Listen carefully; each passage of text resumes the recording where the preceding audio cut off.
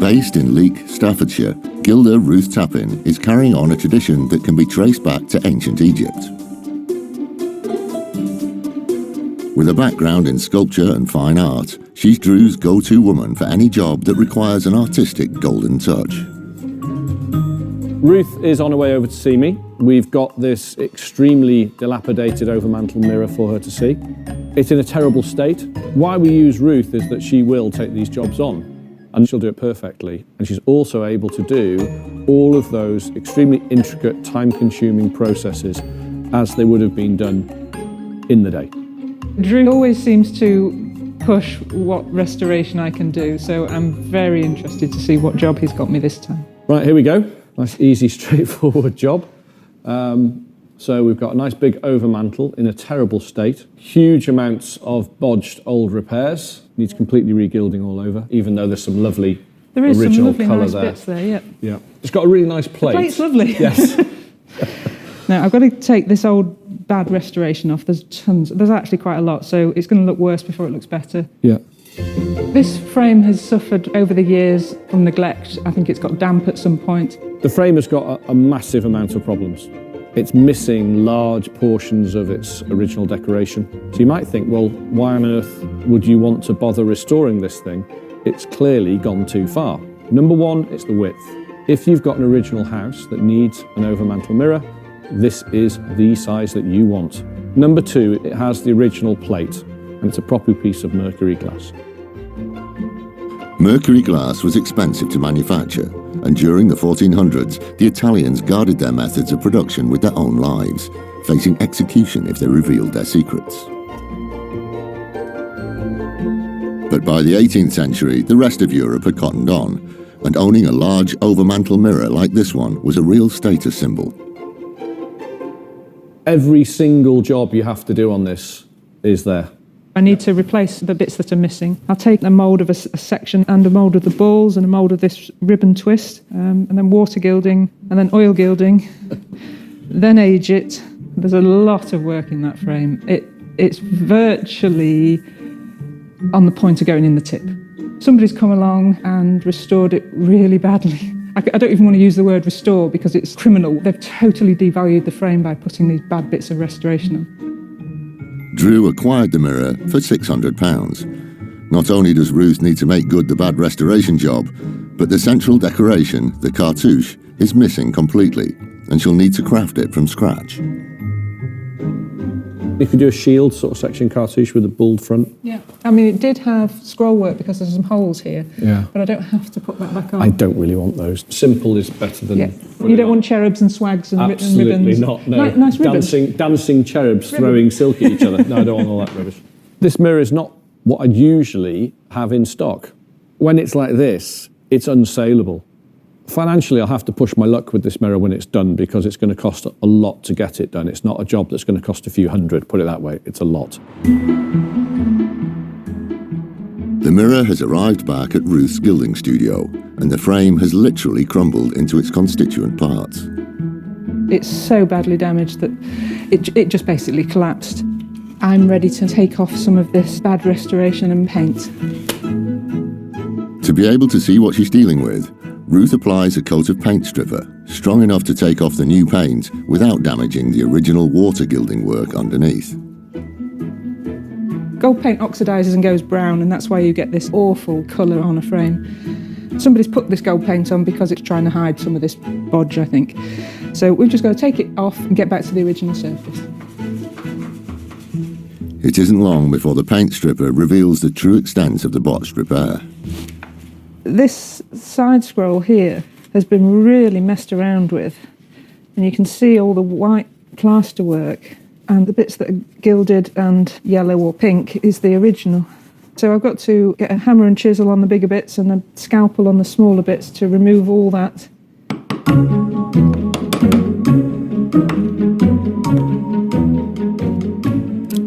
With her 19 years of experience, Ruth is able to identify anything that isn't original. Tons of glue.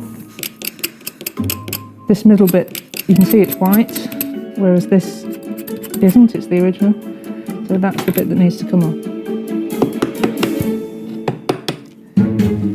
And this one's really pretty obvious. It's a block of wood. There was a choice of between going to the tip or coming to me. Now I can see what original decoration is left. I sort of wish it had gone into the tip, but we'll get there. We will make it nice. In Ruth's Staffordshire studio, the 19th century gilt mirror is about to get a facelift. We've now basically got over the worst point. It's starting to look like a frame. Now it's been glued back together and all the woodwork's been done. Having stripped out the bad restoration and taken the frame back to its bare bones, Ruth now sets about rebuilding the missing relief work. I need to start making some moulds to reproduce these missing bits of decoration. When the decoration has fallen off, it's taken with it the gesso that's underneath, so you're down to bare wood. So I need to make that surface perfect again. Gesso means chalk in Italian and has been used as a base material for gilding since the 14th century. Gesso is basically rabbit skin glue and whiting, which is chalk. If you gilded straight onto wood, you'd see the wood grain. Basically, it's like an undercoat, but it's lots of undercoats. It's 10, sometimes 12 layers. While the first coat dries, Ruth makes the start of the moulds. I've got some clay here. There's no grog in this, so there's no bits. It's really smooth clay.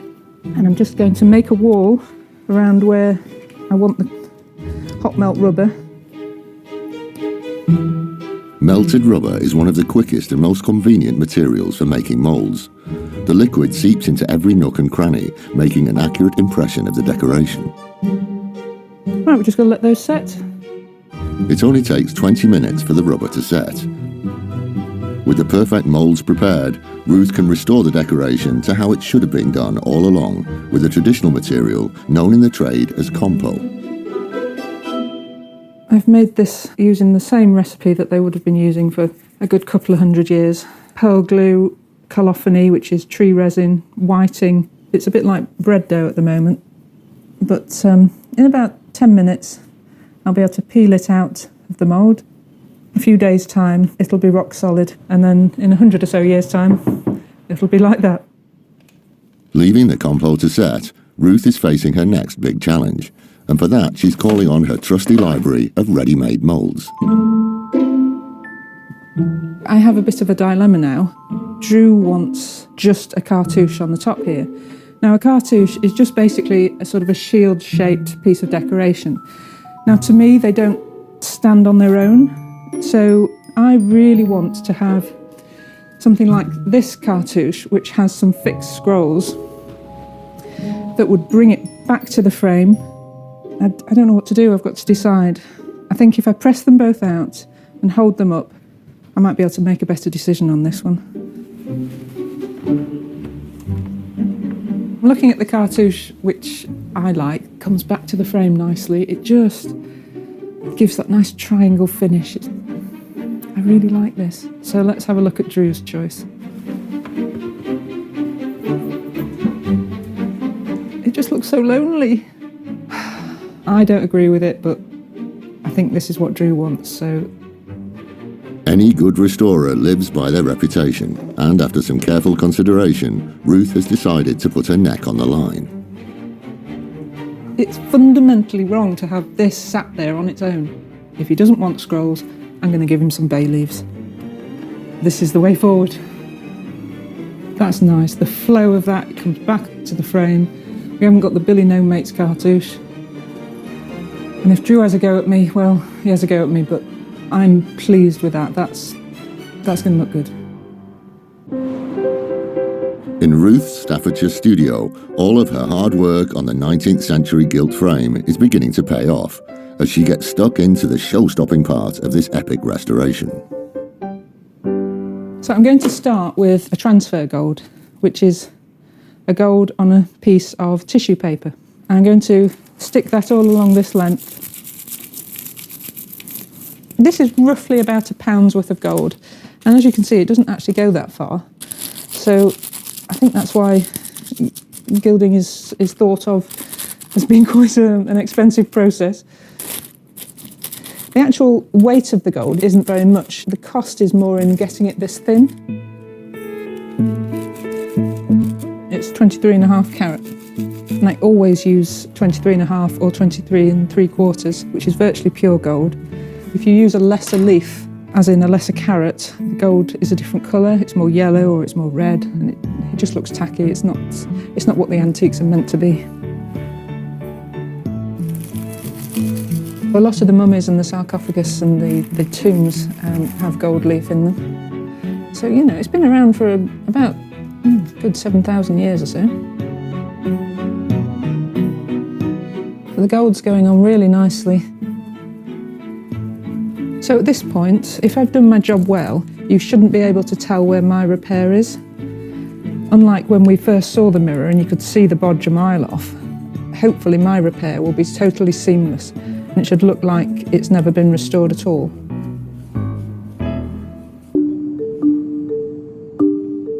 Drew's 19th century overmantel mirror has reached a milestone. It's in the final stages of its restoration. Gilder and restorer Ruth Tappin is knocking back the new shiny gilding with some subtle aging techniques. So here I've made a paste which is just whiting, which is chalk. It's really fine, and I'm going to brush this on and then rub it off, and that should be enough to take the shine off the gold.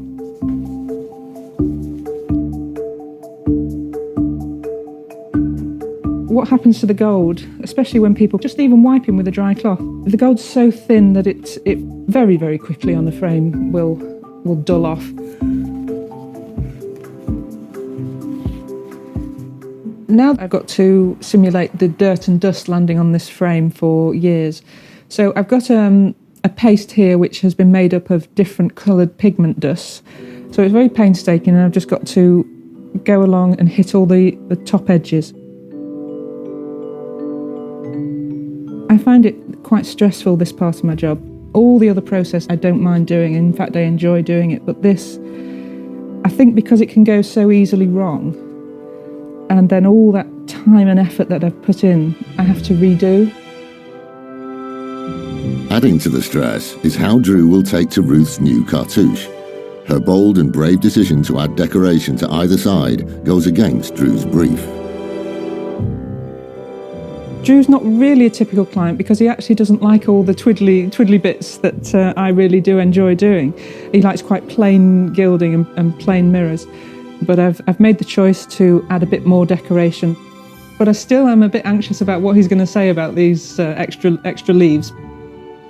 When Drew commissioned Ruth to restore the frame, it was, in his words, unsaleable. A financial and creative gamble. But the big question is, will he think it's been one worth taking?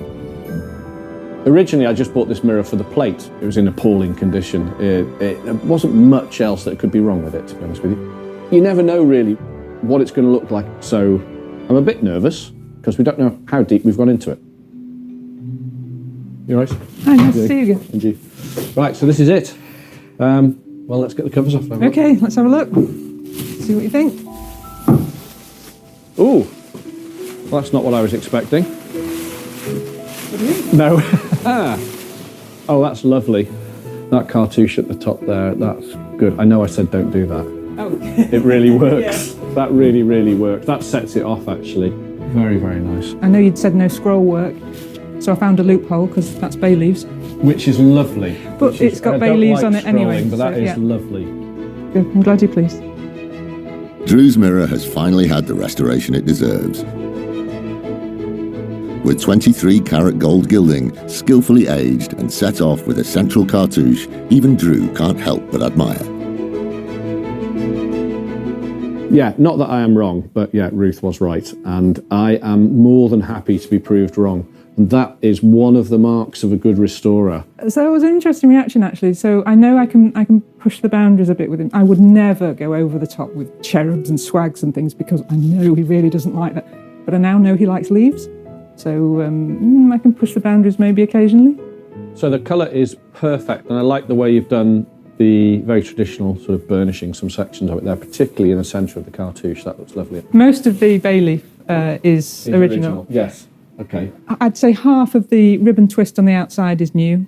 God, really? 90% of the balls are new. You've got the patience of a saint, you really have. I have a lot of patience. Yeah. So how many hours have we got in this then? Right now, a mirror this size, I'd have estimated 60 to 70, about 65 hours. This, unbelievably, was 118 hours. Well, luckily, it's got a decent value to it now.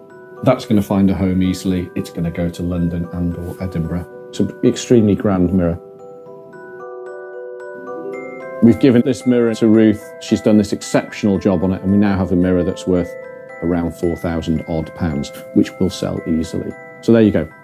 Think about everything before you scrap it, take it apart. It can all be fixed with good restorers.